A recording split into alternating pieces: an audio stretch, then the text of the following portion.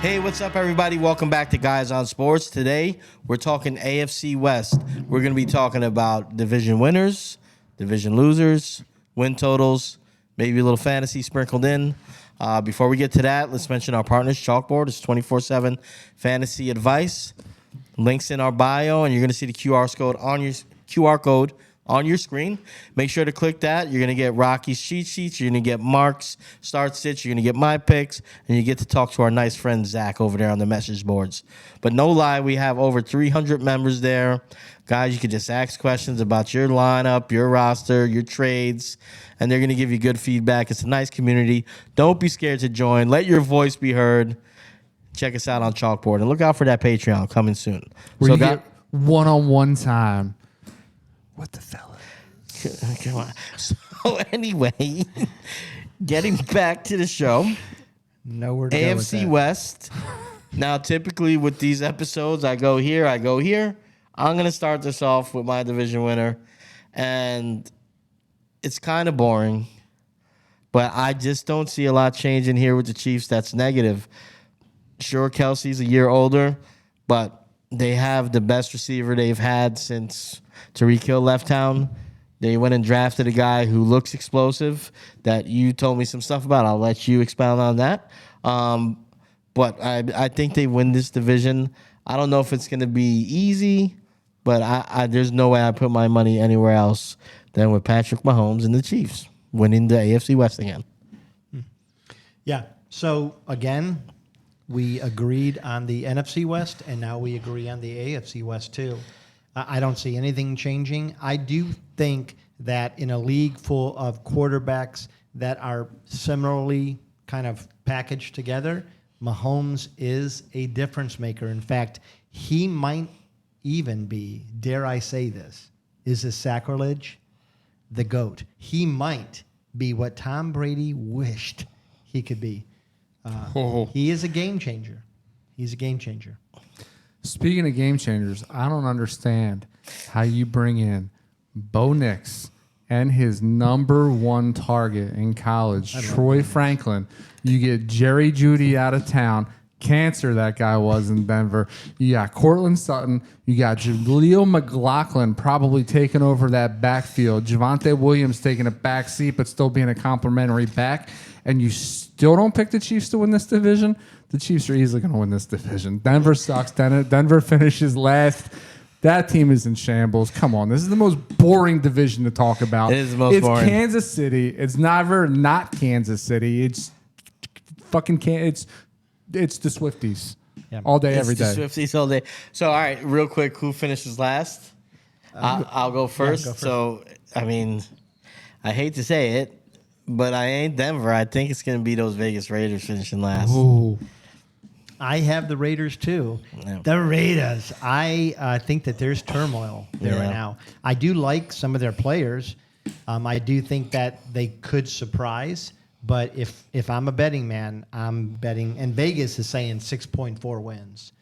I'm kind of right there, too. What did Vegas do? They realized that they screwed up with the second best good-looking man in the NFL at quarterback last year, and Jimmy Garoppolo. And what did they do? They turn around, they bring in the best-looking man in the NFL, the mustache, to pair with Devontae Adams and Jacoby Myers and Brock Bowers. I don't see the Raiders finishing last. I do see it being them Denver Broncos. Yeah, I don't know. I just think Sean Payton at the helm, I still have some faith. That's it. In Sean Payton and That's it. what he could do. And what the hell? What is that? I was trying to replicate Benny Blanco when he does his bong. It sounds Yeah, that like sounded, what you're yeah. doing. It sounded like That's what it sounds like. I can't do it because I don't do that. You were sucking on something. Yeah, But that's what it sounds that's like. what Sean Payton's doing. Sean Payton's sucking on Do that again?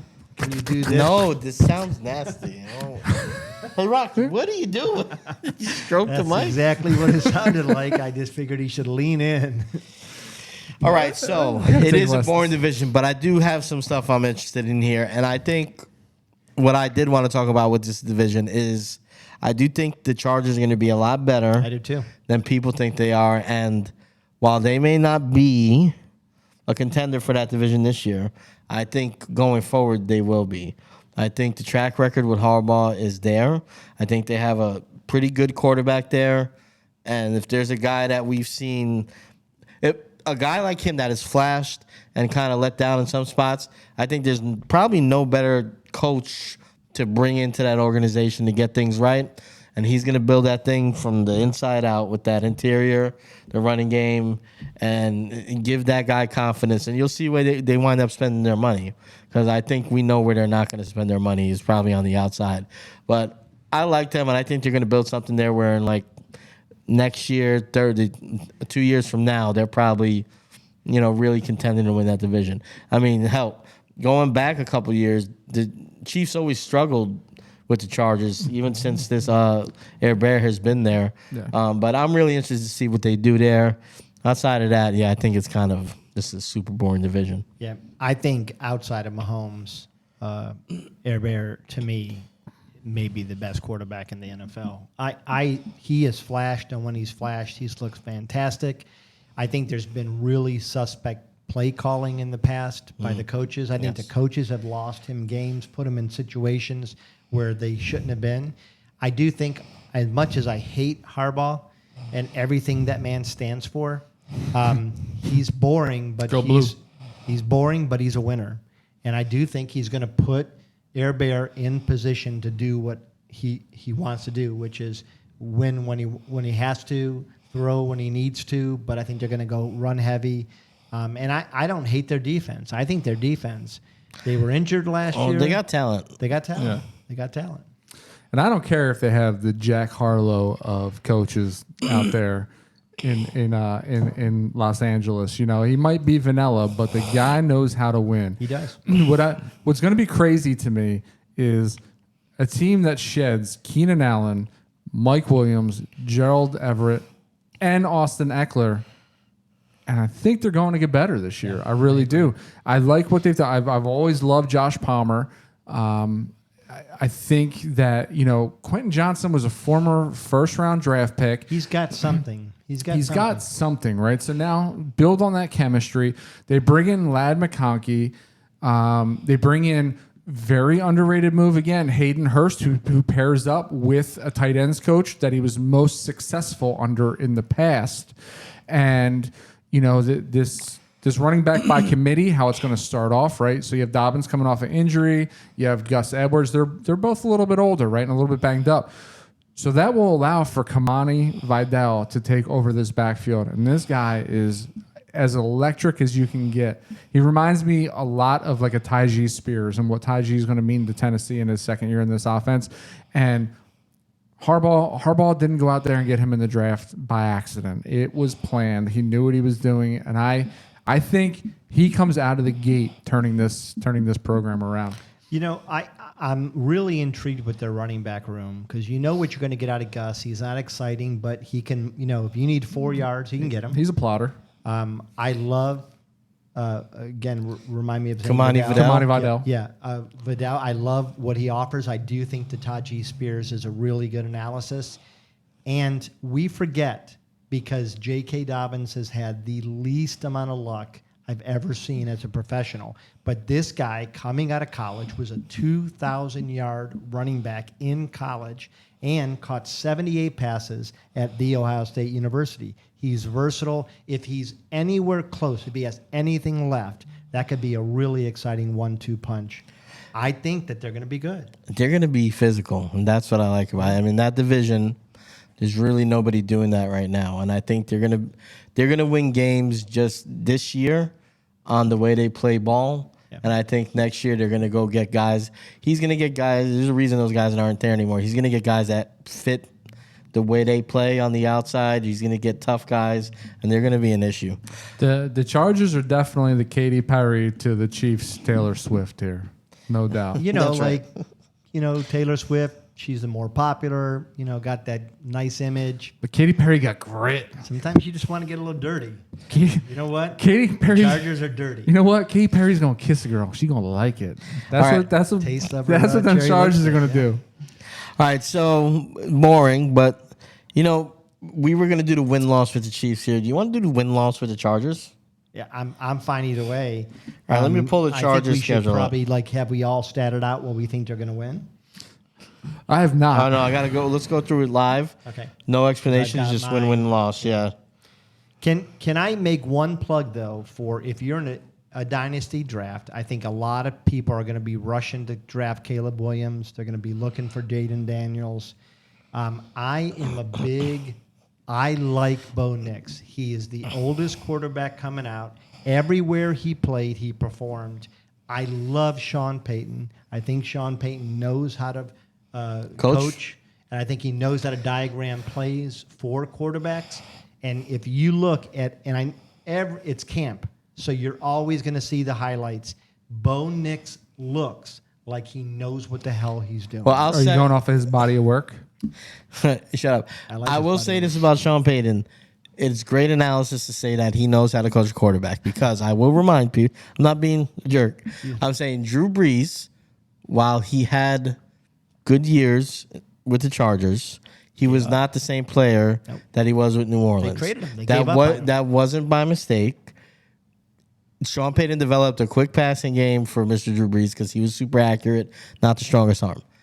I remember Sean Payton from when he was the Giants coach, and he coached a guy named Kerry Collins, who was a recovering alcohol abuser, to a Super Bowl game that they did get throttled in versus probably second best defense in history.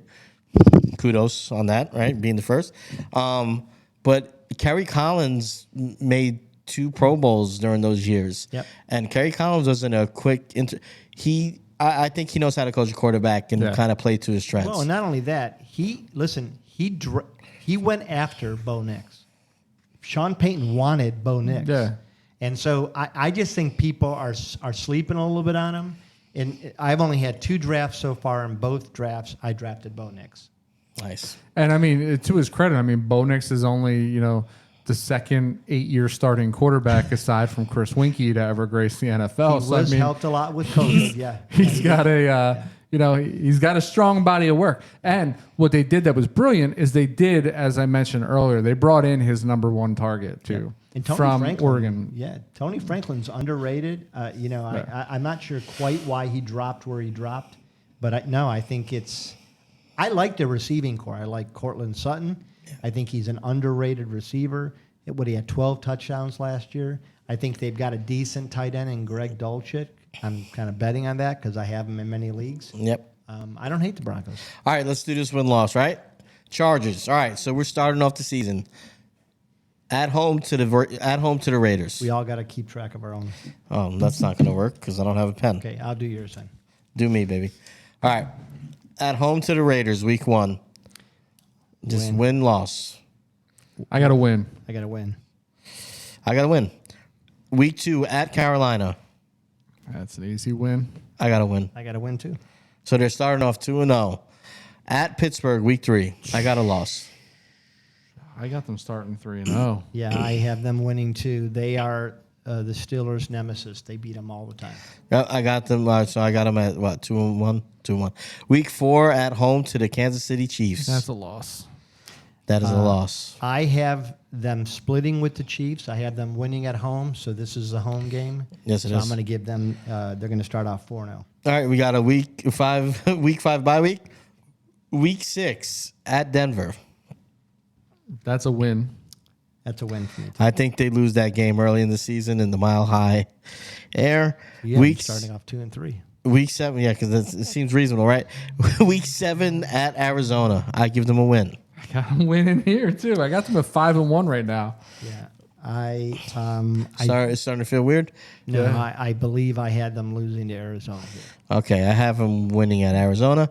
Week 8 at home to the Saints. I have them winning. This is a loss. Here comes the slide. This is a loss. Okay. You have them losing to the Saints. I have them winning to the Saints. Week 9 at Cleveland. I have them losing. They're losing to Cleveland.